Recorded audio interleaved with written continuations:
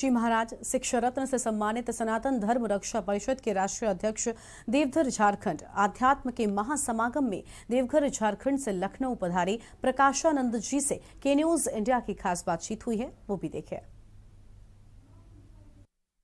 नमस्कार, के न्यूज में आपका स्वागत है। मैं दिनेश त्रिपाठी आपका स्वागत करता हूं। आज लखनऊ में एक बहुत बड़ा कार्यक्रम आध्यात्म पे हो रहा है, आध्यात्म का समागम, जिसमें देश के कोने कोने से महात्मा लोग महामंडलेश्वर आए हुए हैं। हमारे साथ मौजूद हैं महामंडलेश्वर प्रकाशानंद जी, शिक्षा रत्न से सम्मानित हैं और सनातन धर्म रक्षा परिषद के राष्ट्रीय अध्यक्ष हैं। महाराज जी, आपका के न्यूज पर स्वागत है। बहुत बहुत धन्यवाद आपको, बहुत बहुत साधुवाद जी। आप अध्यात्म पर एक महासंगम हो रहा है, कार्यक्रम हो रहा है, जिसमें आप देवघर से चलकर आए हैं। क्या उद्देश्य है? लखनऊ वासियों को या देशवासियों को एक मैसेज देना हो के न्यूज के माध्यम से तो क्या देंगे? लखन की धरती पर हमारे मर्यादा पुरुषोत्तम श्री राम के छोटे भाई लखन की धरती पर एक बहुत बड़ा कार्यक्रम सभी के सहयोग से मुस्कान संस्था के द्वारा हो रहा है। संदेश का इस पृथ्वी पर जितने भी लोग आए, चाहे वो किसी भी पंथ से हों, संप्रदाय से हों, चूंकि धर्म तो एक सनातन है, वह सब मनुष्य हैं, क्योंकि मनु महाराज के बाद ही मनुष्य लोग आए।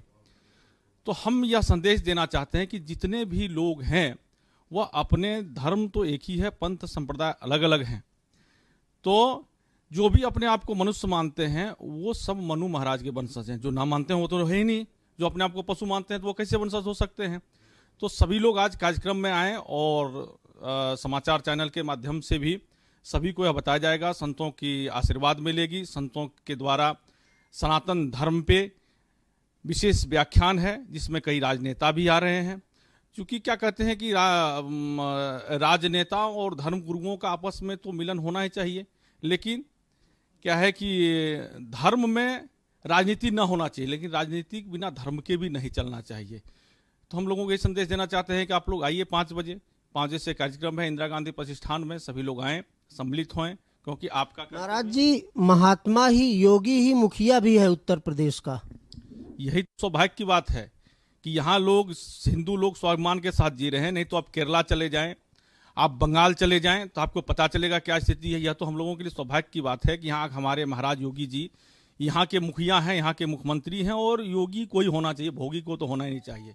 योगी ही अच्छा से राज्य चला सकता है, भोगी तो भोग में फंस जाएगा।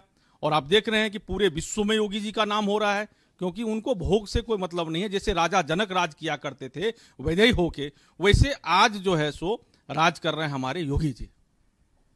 उत्तर प्रदेश वासियों को कोई एक मैसेज देना हो। योगी जी के नेतृत्व में पिछले 5 साल का एक कार्यकाल बीता, दूसरा कार्यकाल शुरू हुआ, कई विवाद आए, लाउड स्पीकर हटाने का, जिसपे कल हाई कोर्ट ने मोहर भी लगा दी कि मौलिक अधिकार नहीं है मस्जिदों पर लाउड स्पीकर। इस पर क्या कहेंगे? नहीं, ये तो पूरे देश में ही लागू होना चाहिए। हमको भगवान को याद करना है तो किसी लाउड स्पीकर की जरूरत थोड़ी है। हम देखो दुनिया के लोगों को देखते हैं तो आंख खोल के देखते हैं, और जब भगवान को याद करना था तो हम आंख बंद कर लेते हैं, क्योंकि भगवान हमारे अंदर ही हैं, इसीलिए हम आंख बंद करके उनके दर्शन करते हैं। तो ये कोई उनके कुरान में भी नहीं लिखा हुआ है कि भाई अजान पढ़ना है। आप लोगों को डिस्टर्ब करते हैं। पूजा क्या होता है? शांति के लिए होता है, और आप लोगों को डिस्टर्ब करें तो ऐसा कौन पूजा है भाई? आप अजान देते हैं, क्या जरूरी है भैया आप अपने बंद कमरे में दो? हम भी पूजा करते हैं, हम भी हवन किए, रोज हवन करते हैं, हम कहाँ लाउड स्पीकर पर करते हैं? हाँ, कोई ऐसा कार्यक्रम होता है तो उसकी हम लोग अनुमति लेकर के, यज्ञ है, रामकथा है, भागवत कथा है, तो एक समय के लिए सीमित आवाज में उसको हम लोग करते हैं। ये नहीं कि भैया 4 बजे चालू कर दिए, 5 बजे चालू कर दिए, टाइमली चालू कर दिए। क्या मतलब है उसका भाई? कोई मतलब नहीं। पूरे देश में ही बंद होना चाहिए। यहाँ पे योगी जी हैं और ऐसे योगी जी सभी जगह आएंगे तो बंद हो जाएगा। जैसे कुछ लोग विरोध करने वाले हैं, केरला वाले लेफ्ट वाले, उधर वो ममता दीदी हैं जो विरोध कर रहे हैं कि नहीं होगा। सब कुछ लागू होना चाहिए, क्योंकि यह हिंदू राष्ट्र है। उसी पर यहाँ बंटवारा हुआ, पाकिस्तान गए मुस्लिम सब, हिंदू सब यहाँ रहा।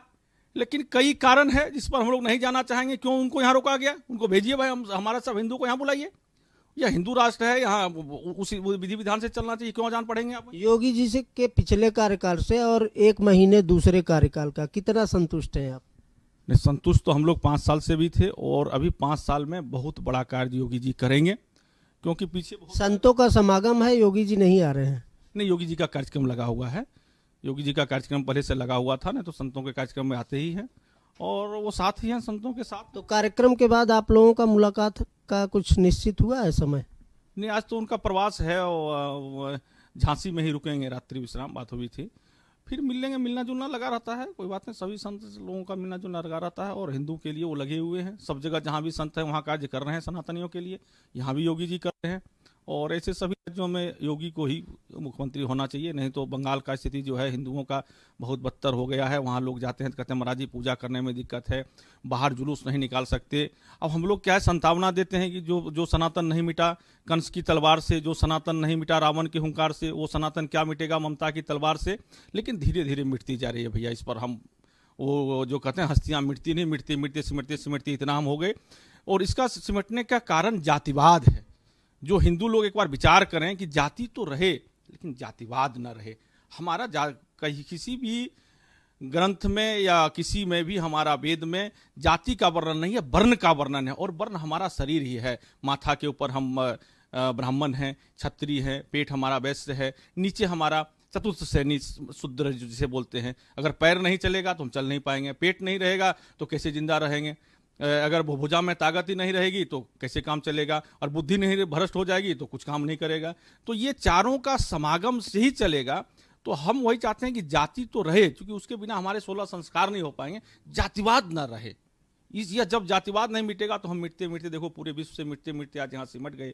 और यहाँ भी आज जो है सो बस इंतजार में हैं। भाषा सुनता हूँ मैं कई ऐसे आताताइयों का कि मोदी जी कितने दिन रहेंगे, मोदी जी कितने दिन रहेंगे। अरे मोदी जी नहीं आएंगे तो और कोई आ जाएंगे, योगी जी नहीं आएंगे तो आएंगे ऐसा।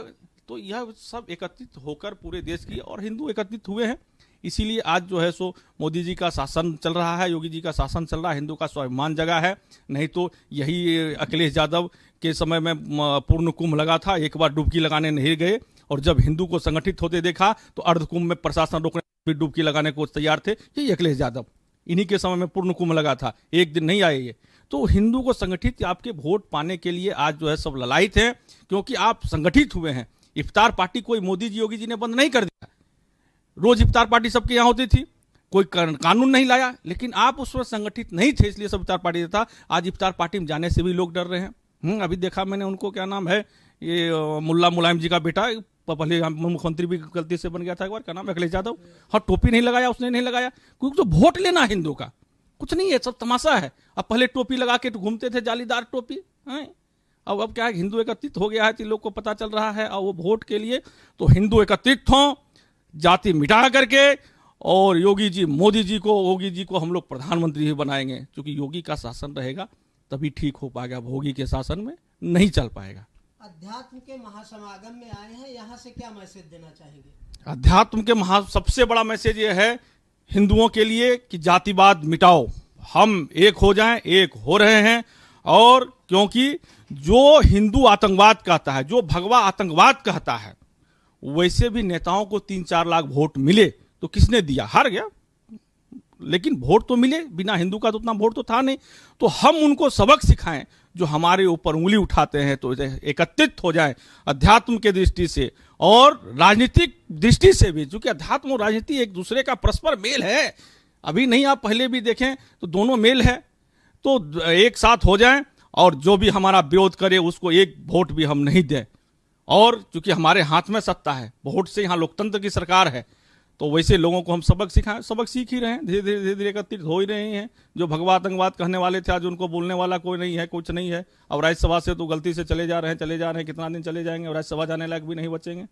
तो यही सबको मैसेज है कि हिंदू एक हो जाओ भैया, और ये सब को कुचलो, नहीं तो काम नहीं चलेगा। और क्या, तो ये थे महामंडलेश्वर प्रकाशानंद जी महाराज, जिनका कहना है कि हिंदू एक हो जाएं, साथ ही साथ जाति रहे लेकिन जातिवाद नहीं होनी चाहिए। धर्म और राजनीति दोनों एक सिक्के के दो पहलू हैं, दोनों एक साथ हमेशा चलते हैं। कैमरा पर्सन सुरेश के साथ दिनेश त्रिपाठी, के न्यूज, लखनऊ।